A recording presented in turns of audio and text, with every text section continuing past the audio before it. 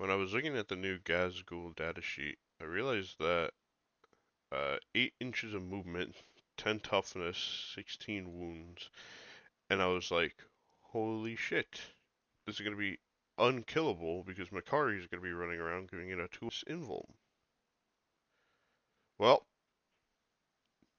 Makari's fucking dead. Just sent to the Shadow Realm. Unlucky. Rest in peace, Makari.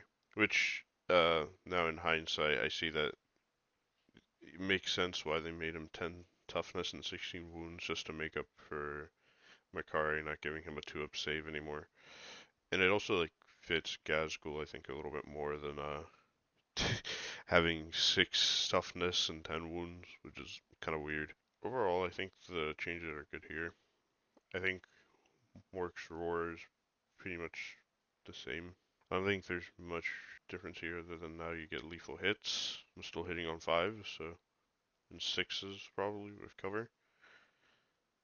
But I'm glad that we did get at least the lethal hits. And then Coarse Quarters, I think, is actually honestly pretty good. It's Torrent. It does 2d6 plus 2 attacks. That is chunky. Great. The headbutt is also, I think, pretty good. When I first looked at it, I thought it was kind of underwhelming, but then I realized you can probably precision out like the character out of the squad. Yeah, I mean it does D3 plus 3 damage. That's most characters dead for the most part. Strength 14 to AP. I mean that's pretty good. Gork's Claw, great. Cleave 2, devastating wounds. I think that's great. Especially for like, let's say you don't precision out. You could just probably wipe out the squad with Cleave 2, 7 attacks, AP 3, 4 damage each. And then I think him getting Lone Up buff, I think any character that gets Lone Up is pretty huge buff. Now he can't be like just targeted by a knight from halfway across the board. And this is what Makari does, which honestly it's a cool idea, right? So if I'm reading this correctly, the longer I wait, the better. So like I can choose a number of units depending on the battle round, right? Yeah.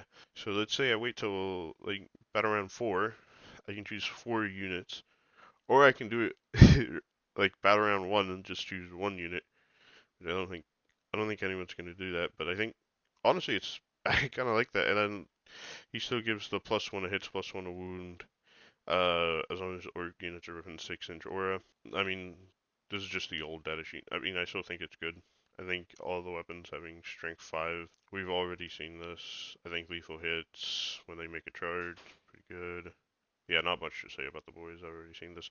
The new tank busters, if I'm reading this correctly, is pretty good. So once you can select one monster-sized vehicle within 24 inches of this unit. If you do this unit's attacks that targets that unit have +1 AP plus lethal hits. So if I'm reading that correctly, is that's for the... Oh, is this just in the shooting phase? Definitely read this wrong at first. I thought the rocket pulse once per battle ability would be kind of like a mark, so it would mark them, and then you would get the +1 AP and lethal hits on, or for the whole battle round. But no, this is just on shooting, and it's once per battle. Um, I mean it's good, but it's only for the shooting of the tank busters, which is it has gotten better now. It removed the D3 attacks for the rocket launcher. I still don't think that's that great. Like, we're still hitting on 4s, and now we don't even get the rerolls to charges, we just get Battle Shock. I mean, we keep the same hammers, I'm pretty sure. I'm pretty sure these are just the same hammers, but now our shooting's a little bit better. I still think I would prefer just the rerolls to charges, in my opinion. I don't think the unit's gotten like any worse. It's only gotten like a little better. Knobs. Okay. So for me, there's 2 kind of detachments that I like running, and that's Green Tide, Warhorde. They're the 2 funnest ones. I did have fun with Speedwa for like a little bit. I have to wait on the new codex, in my opinion, to see if the new Speed Freaks is going to be good or not. Because right now I think it's okay. Looks kind of eh. I think I would still rather take boys over knobs, But the big thing going here for them is honestly the rerolls to hit rolls and wound rolls if they just have a custom Krumpa, which all of them have for the most part. Honestly, the big Scorcha is a kind of a letdown. It's kind of mid, and I don't think I would trade any of the shooting for just having a Krumpa instead. And also the good thing is out of the way is they can move through units, which is really nice. For whenever screening is an actual issue for the orcs. I still think I would prefer boys just because you get 20. Oh, also you get 3 wounds instead of 2. If it's 10 knobs, you have 30 wounds, and then if it's 20 boys, 20 wounds. So you do get more wounds. Oh, well, that's about it.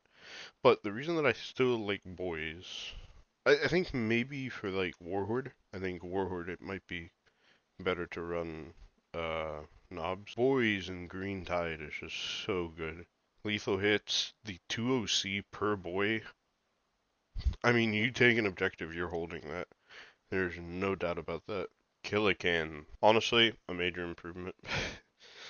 Not by much, but it is better. Oh, that's another thing that I've realized about orcs. They're getting rid of a lot of the randomness about orcs, which is like good meta-wise, but I think it kind of ruins like the charm a little bit the less random that orcs like get. Not hitting themselves d6 for 1/3 of the dice rolls, because the original was you basically roll a d6 to see what buffs you kind of got in the shooting phases. A 1 and a 2, you suffer d6 mortal wounds. That's a great feeling, you know.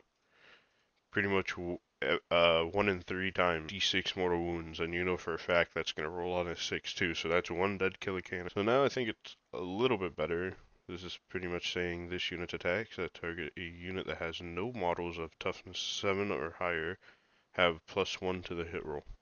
So pretty much it's going to be like an shaft clearer, just aiming for those big units.